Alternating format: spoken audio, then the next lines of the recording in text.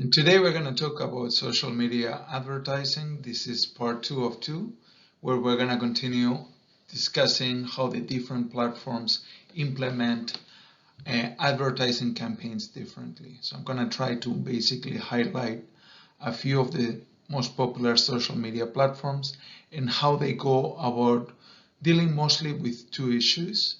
One is what kind of objectives you can hope to achieve with the different types of campaigns, and two, how to deal with targeting issues and audiences. We start with Facebook. In terms of implementation, how to do a campaign in Facebook, we've already mentioned a few things, but I want to focus more on the probably strategically from a marketing perspective, the two most important aspects. The first one is what your goals are. And as we have discussed, the different platforms are going to enable you to customize the campaign and who these ads are shown to and what kind of ads they are, like we have already discussed in the first part, and based on what the goal you're trying to achieve. And most of the platforms try to map the goals to the customer journey. So they are going to mostly divide this into three different stages or groups of goals. The initial stages or the decision making, which deal with being aware of the different brands, companies, products, etc. The second part, which is the consideration, where you're trying to put together the pieces as a consumer and decide what you want to choose and not. So that's going to be the consideration aspect of the consumer journey. And then finally, the conversion, once that you actually make the purchase. Most of the apps do not explicitly deal with after purchase aspects, although you can actually customize this dealing with some of the options that they actually have there. So having said this, when it comes down to Facebook, what kind of goals can you set? You can set some goals around awareness. In terms of this, I want to discuss reach a little bit so that we understand, because this is going to be showing up oftentimes. Reach is essentially a function of the number of people that are exposed to the ad. It does not measure any sort of engagement, like clicking on an ad.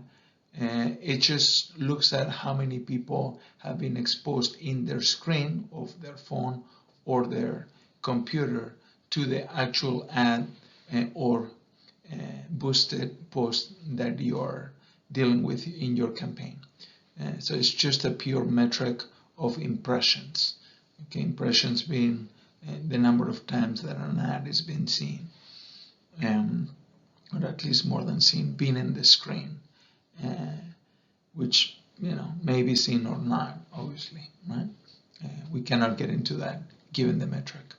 And then you have things like consideration, where you're going to be looking at something that is going to make you more likely to eventually purchase.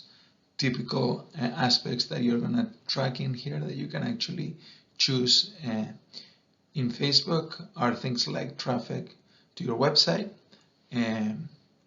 number of app installs. By the way, app installs might be considered an intermediate or consideration aspect for some firms, right? So if I'm Amazon and I'm trying to get people to buy more at Amazon, installing the app is not how I make the money. But obviously, if you have the app in your phone, you're going to be a lot more likely to buy something from Amazon because it decreases the cost of you doing business with me, right? It's easier for you to access the products, etc. on the go, for example, right? So in that case, app install will be consideration. On the other hand, if you're a company that has made a video game that you need to pay for before you install it, and your revenue comes primarily from installing the app, well, in that case, app install would not be consideration, regardless of what Facebook says. It will actually be typically considered as part of your conversion or sale.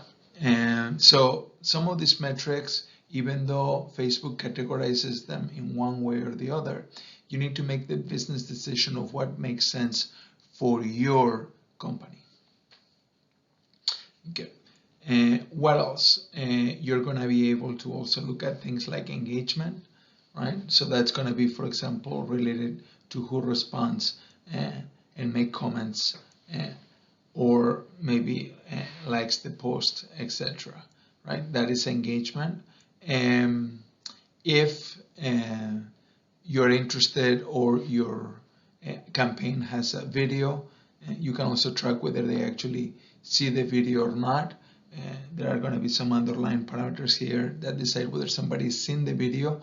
Usually it's not to completion, but there is a number of seconds that they need to see the video, and based on that it's going to be counted as seen or not. And doesn't usually mean that they made it to the end. And potentially people signing up and giving you their information so that you can have some leads. So this will be consideration.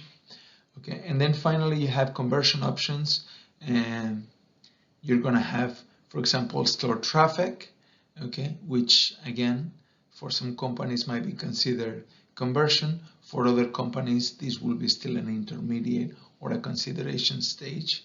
It really depends on your business practices and business model.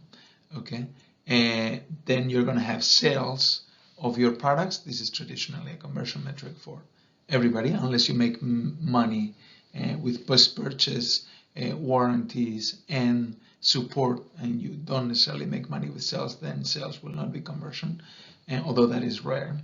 And then finally, it could be store visits, and by stores I mean brick and mortar stores. So if you have a restaurant chain, for example, and you're not so interested in who installs your app necessarily to make money, but maybe that will enable them to maybe make a reservation in your physical restaurant, and because of that they're going to be more likely to actually go and have a sale. So this will enable you to connect the real world and the digital world.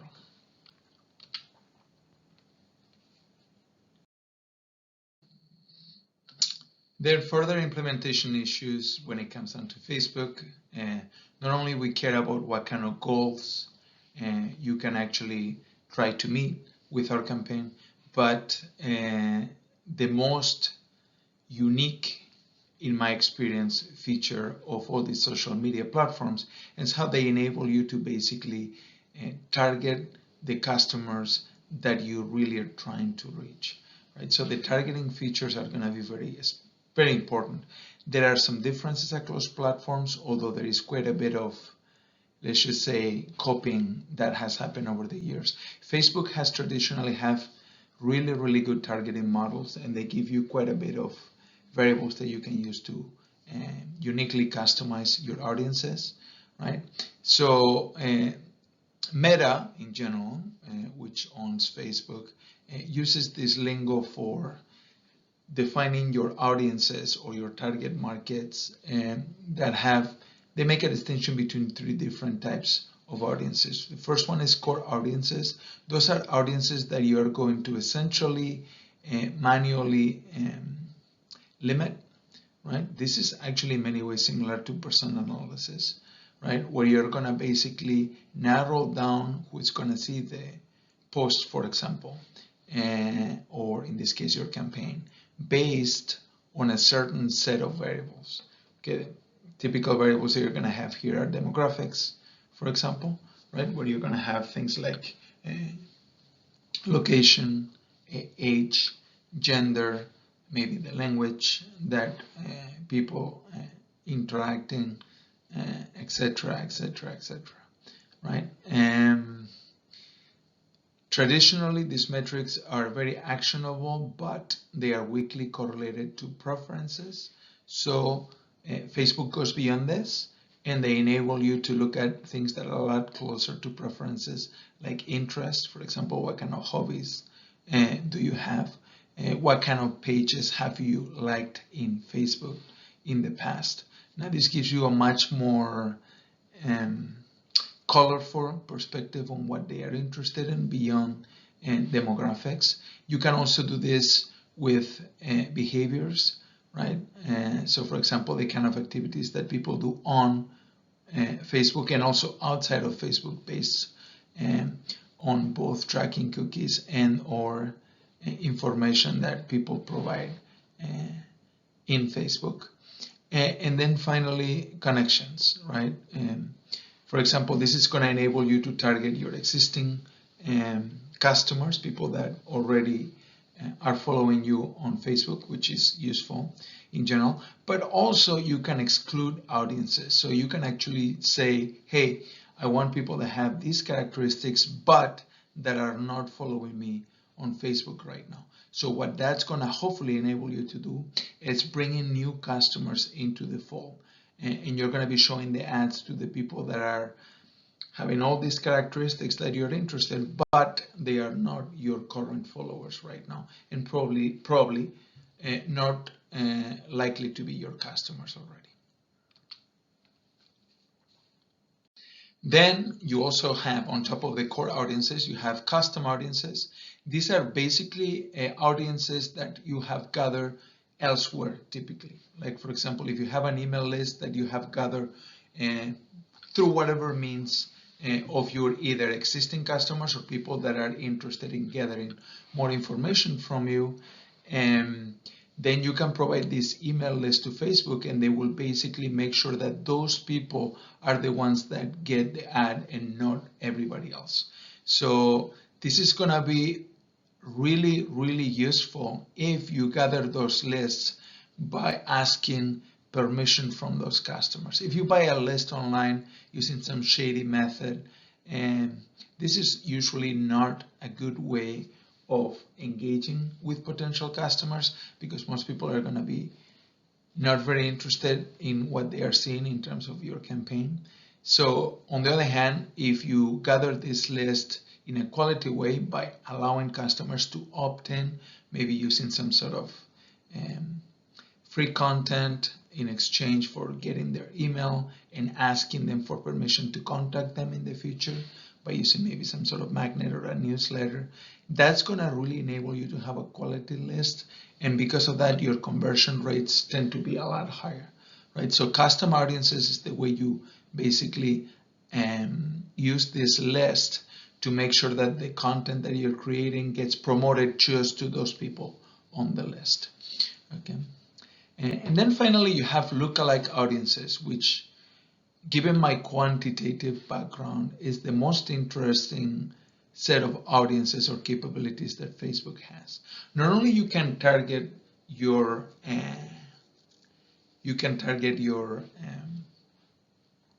campaigns to people that you're trying to get them to, but you can actually ask Facebook to create basically a new set of customers that you have not considered, but that they are in many ways similar when it comes down to some sort of variable, right? For example, in our case, it's going to be a function of the objective that you choose, right? So what Facebook is going to do is going to use all the variables that they have in their database, and they're going to try to predict whatever objective you are targeting, like reach or maybe some sort of click-through, right? They're going to try to see, out of all the customers that they have in their database, which one or which ones are most likely to do that, given whatever characteristic that you have supplied, right? So what they are going to do essentially is predictive modeling to guess who are your best potential customers based on the requirements that you're providing. So you can build a lookalike audience, for example, with your existing followers. A very, very popular thing to do, right? So this is essentially telling Facebook, hey, find for all the people that are in Facebook, the ones that are most likely to behave as though they are my followers, but they are not at this time. And this will be a lookalike audience. Now, given the amount and quality of data that Facebook has, and this is actually a highly profitable endeavor, right? And this is something that in years past has really separated Facebook from others. Now almost everybody's doing this, yeah.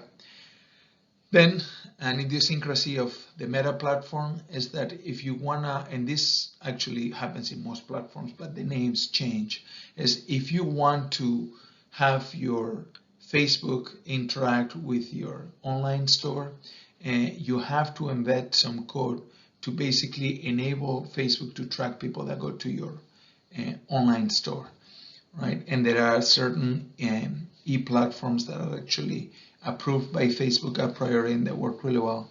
But just in case, there is some embed or some code that you can put in your website that will enable Facebook basically to know who is actually going from Facebook to your page, and that way they can actually track whether you're doing well or not, and they'll give you better analytics.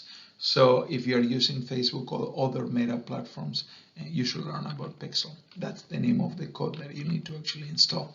Other platforms have different names for this, or they might not have a brand for it, but you still have to do it anyway. Good. So we've talked a little bit about Facebook. What about Instagram? A lot of the capabilities across platforms are very similar. So what I'm going to try to do is I'm going to kind of highlight when there are differences that are important. Otherwise, I'm just going to move on because I don't want to repeat the same content over and over again. Most of the capabilities between Instagram and Facebook are very similar. In fact, they operate under the same umbrella, right, from the Meta Suite, Business Suite. So they use very similar algorithms, not exactly the same. They use the same platform. There are a couple of small differences. One of the differences is when it comes to objectives. Instagram has built-in shop on it, with Facebook doesn't necessarily have.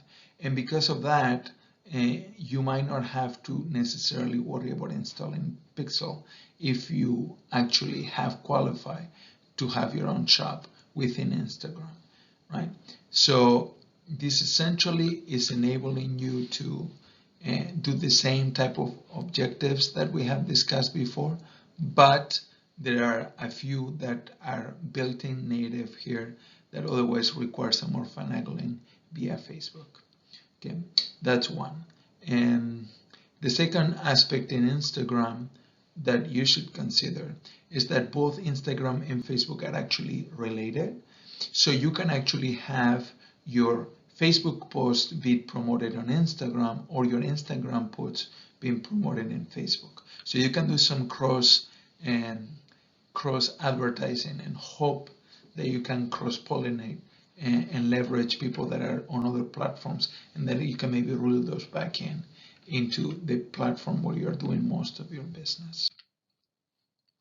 Next, regarding targeting options, you have very similar ideas to the ones that we have discussed. And you have custom audiences, which are essentially the ones that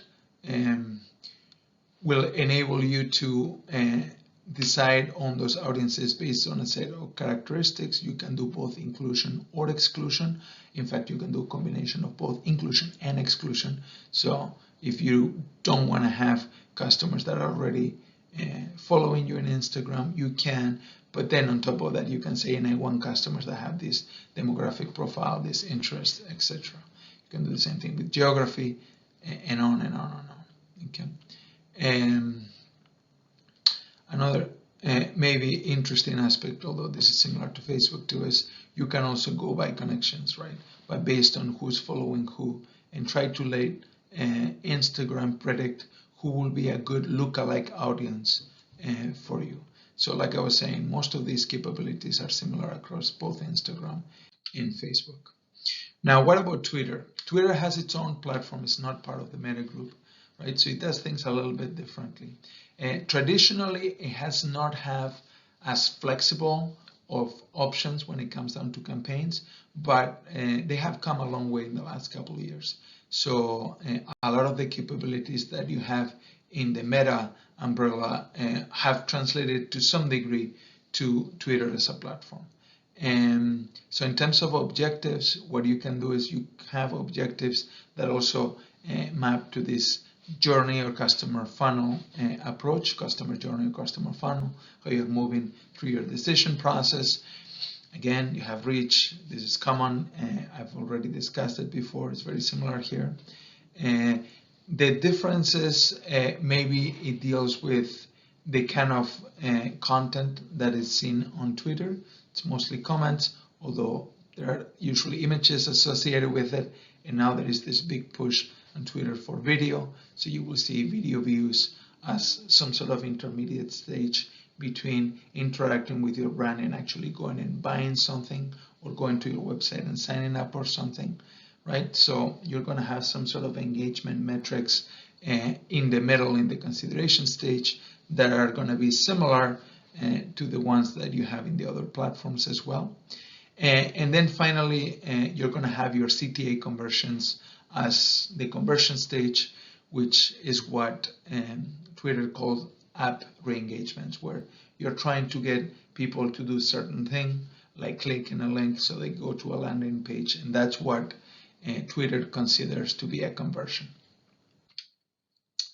In terms of targeting options, again, the names that Twitter assigns to the different types of populations that we have discussed, or audiences, are going to be slightly different. So you're going to have tailored audiences, which are similar to the personalized or list audiences that Facebook had, right? Where you're able to basically tailor the audience to a list that you already have. And this list could be an email list, or it could be the Twitter handle of the different people that you have in a list. And again, that list could have been acquired in different ways. One is it could be your followers, obviously, right? But beyond that, it could be a list that you have maybe curated over time, maybe through different campaigns, opt-in, opt-out, whatever method you're using to make sure that that list really is targeting the people that you want to target. And then you're going to be able to create some sort of lookalike audience based on the variables that Twitter actually have on these people, so that you can actually find some sort of predictive audience, or a way of expanding people based on these tailored audiences that you have. On top of that, you're going to be able to do something similar to what Facebook will call core audiences, by using, for example, demographic information to limit how your audience is going to be created. Also, you can do this with keywords, right? For keywords, strongly suggest you look at hashtags in Twitter, because these are going to be interrelated, although keywords might tend to be shorter than hashtags, but they are interlinked. You can also do by followers, interest, behaviors, and something that we haven't discussed so far, which is TV targeting. So depending on what TV shows they are talking about and discussing, etc., there is this specific aspect that is going to enable you to differentiate, although in other platforms this will be under the interest umbrella. Twitter separates this as something unique, even though it's still a type of interest. Regarding implementing a campaign in Snapchat, in terms of the objectives, this mirror and map what we have discussed so far, and there is nothing that stands out as unique, although there are slight differences across platforms, but the idea is similar. Awareness, then you have some sort of intermediate, either number of app installs, engagement of some sort, or maybe video views, and then finally you have some sort of CTA at the end, where you're going to have either sales or some sort of landing page conversions, either an app or on a website. Regarding targeting and audiences in Snapchat, has slightly different terminology, but at the end of the day has similar capabilities to Facebook. So you can do the usual restrictions in terms of location, demographics, interests, and behaviors that they have displayed in engagement with Snapchat. Okay. And then you can create a custom audience, which is similar to what will be a core audience in Facebook, right? Where you can provide a list of people, for example, your followers in Snapchat. And based on that, you can also create lookalike audiences again. Now, in Snapchat, they do have a slightly different way of doing it. You can go with lookalike audiences that are as similar as possible to the list that you provide, or that you can get the most reach with. So using some predictive model, they are looking at how many people are actually going to see your post, and based on that, they emphasize more this type of awareness or impressions. Or you can go with a balanced approach where you're trying to maximize kind of some sort of linear combination between reach and similarity. Okay, the default is usually balanced. And then you have this idea of a pixel custom audience, which is basically what, according to some sort of internal predictive model, Snapchat thinks that there are people that are going to have a high likelihood of engaging with the content that you're promoting. And these, because of the nature of Snapchat, they typically disappear after 30 days, although there are ways and conditions under which you can actually save them for a year.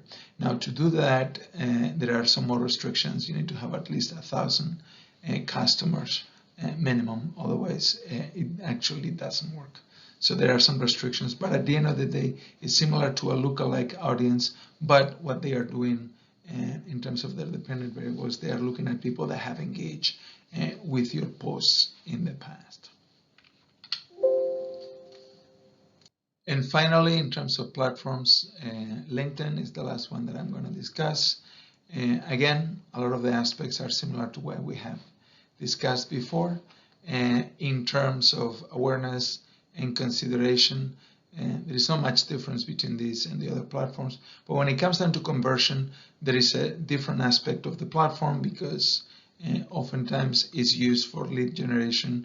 Those show up as conversion, even though in terms of your business model, this may or may not be a conversion. This might be in your consideration stage. So it really depends what you're trying to achieve, regardless of whether you're using LinkedIn or not. That's number one. And number two, because a lot of companies use LinkedIn to find talent, meaning to hire people, job applications is one of the conversions that are actually specifically tracked by LinkedIn. In terms of the audiences or the targeting, what do we have? Well, they do have a lot of options and variables that don't show up in the most of the other platforms, I would say. You still have location and demographics. This is obviously typical, and this shares or is similar to the other ones we have discussed. But then you also have things like company features or characteristics, right? These are unique to the fact that this is mostly a business-to-business platform, right? So because of that, you're going to have company characteristics of where the person actually works. So, you know, what kind of industry they are in, the size of the company, name of the company, and who are they following, right? What kind of groups are they part of, for example, right?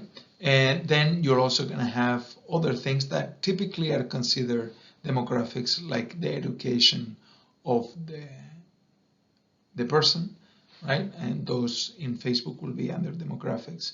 And also you have more specifics about job experience, right? So you're going to have things like function, number of years that you've been in the company, the title of the job, what kind of skills do you have that are associated with the job, which ones of those skills have been actually verified by other people.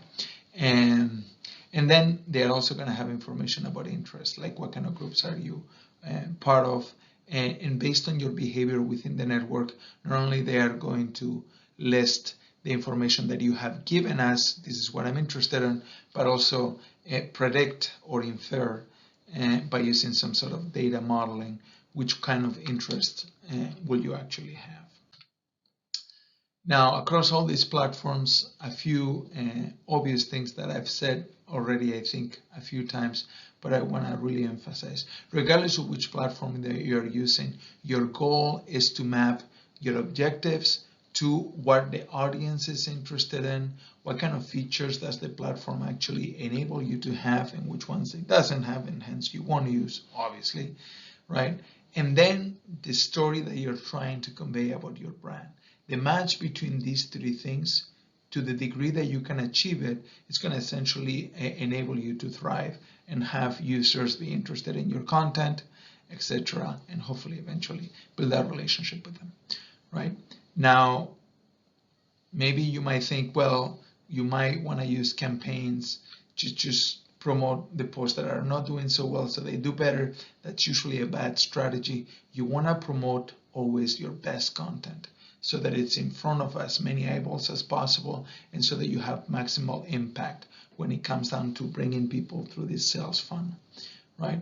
And regardless of which platform you use, again, something that is very, very important, and we're going to dedicate a whole conversations to that, is this idea of testing, right? You're going to have to try different ads within each campaign, and within those ads, you're going to be testing for things like, the actual content, if you have different videos, if you have video versus a picture, if you have different titles, if you have different descriptions. There are endless possibilities when it comes down to testing, and the more you test, the better you're going to get at making sure that your content is optimized for your audience and the platform, and because of that, it's going to be increasing your return on that investment that you're making. Also, another thing that is going to be super important is you need to monitor the platform and make sure that if there is pushback on whatever you're doing in terms of campaigns or other posts, that you react to this quickly.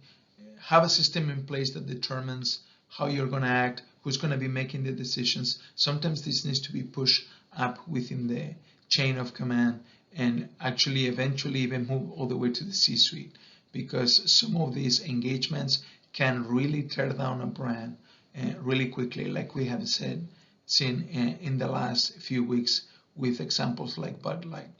And then finally, for you to legitimize any decisions that you're going to be making, pick your KPIs wisely, so that basically they map to the goals within the customer journey that you're interested in. And that's what I have for you guys today.